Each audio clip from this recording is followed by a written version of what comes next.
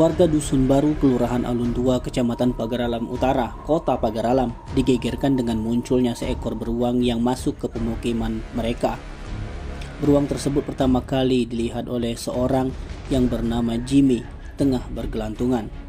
Mendapatkan laporan dari warga, petugas Polsek Pagaralam Utara dan Damkar Kota Pagaralam langsung terjun ke lokasi untuk memastikan kebenaran.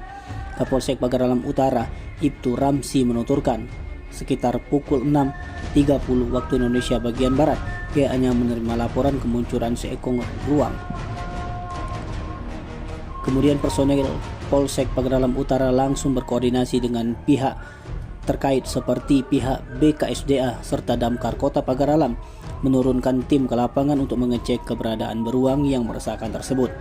Didampingi aparat dusun dan sejumlah warga, mereka memantau jejak-jejak keberadaan beruang. Menurutnya, sejak kemunculan binatang buas itu sudah membuat warga ketakutan untuk beraktivitas.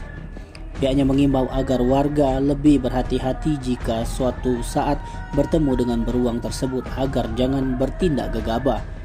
Mengingat, kata dia, beruang merupakan hewan buas yang bisa menyerang jika merasa terancam.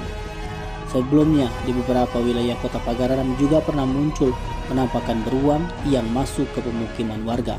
Tim Liputan Sumsel Update TV melaporkan.